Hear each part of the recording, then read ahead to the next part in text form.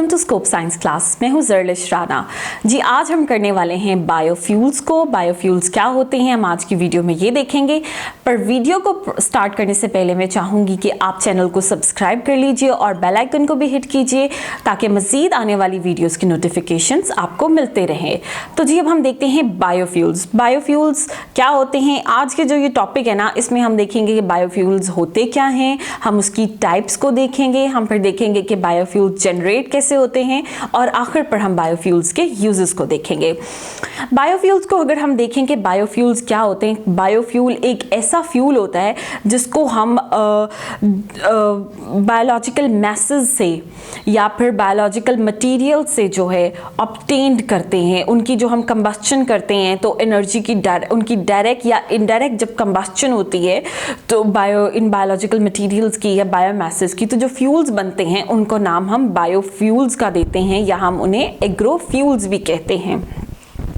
अगर हम बायोमास की बात करें तो बायोमास क्या होता है जी, जितने ऑर्गेनिक जो कंपाउंड्स होते हैं, सब्सटेंसेस नेचर में अवेलेबल होते हैं, फॉर एग्जांपल कोई वेस्ट मटेरियल हो गया, कोई वुड हो गया, ये सारी बायोमासेस होती हैं जिनको जलाने से एनर्जी की प्रोडक्शन होती है।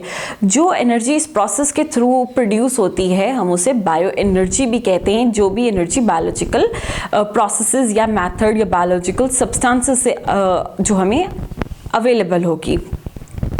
अगर हम इसकी बायोफ्यूल्स की टाइप्स को देखें तो इसकी दो टाइप्स होती हैं जी, प्राइमरी बायोफ्यूल्स और सेकेंडरी बायोफ्यूल्स। सबसे पहले जी हम देख लेते हैं प्राइमरी बायोफ्यूल्स। प्राइमरी बायोफ्यूल्स वो वाले बायोफ्यूल्स होते हैं जिनको हम डायरेक्टली यूज़ कर सकते हैं एनर्जी की प्रोडक्शन के लिए। इनके लिए हमें कोई इनकी प्रोसेसिंग करना ज़रूरी नहीं होता। फॉर एग्जाम्पल वुड हो गया, वुड की चिप्स होगी, हम इनको डायरेक्टली जलाते हैं, लकड़ियों को जलाते हैं, एनर्जी की प्रोडक्शन होती है, हम उसे डायरेक्टली यूटिलाइज कर लेते हैं। ऑन दी अदर हैंड जो सेकेंडरी जो बायोफ्यूल्स होते हैं, सेकेंडरी बायोफ्यूल्स में पहले जो बायोमास होता है उसकी प्रोसेसिंग होती है, फिर लिक्विड्स बनते हैं, फॉर एग्जांपल एथेनॉल हो गया, बायोडीजल हो गया, फिर उससे जो एनर्जी ऑब्टेन की जाती है ना उसको हम अपनी इंडस्ट्रियल पर्पस के लिए या व्हीकल्स के लिए भी इस्तेमाल करते हैं। अब ये होगी जी हमारी टाइप्स होगी। इसके बाद हम देखते हैं कि जी इनसे एनर्जी कैसे बायोफ्यूल्स को कैसे जनरेट किया जाता है। इसके दो मेथड्स होते हैं जी, एक होता है डायरेक्ट कंबस्चन और दूसरा होता है फर्मेंटेशन का प्रोसेस। सबसे पहले हम देखेंगे जी डायरेक्ट कंबस्चन। इसके अंदर क्या होगा जी, आपने बायोमास को लेना है, उसकी डायरेक्टली कंबस्चन करेंगे, हीट की सप्लाई, उसकी जो डायरेक्ट कंबस्चन होगी तो क्या होता है जी, स्टीम जनरेट होती है। फॉर एग्जांपल आप वुड है, कोई ऑर्गेनिक मटेरियल है, उसकी आप जो उसको उसकी कंबस्चन हो रही है तो उससे स्टीम जनरेट होगी। उस टाइम के आगे आप उसको जो आपने कोई बॉयलर है तो बॉयलर में जो वो क्या होगा, हीट प्रोवाइड करेगा तो बॉयलर से स्टीम प्रोड्यूस होगी। ये जो स्टीम होगी आगे ये टरबाइंस हैं तो टरबाइंस को रोटेट करेगी और जनरेटर से इलेक्ट्रिसिटी की प्रोडक्शन होती है।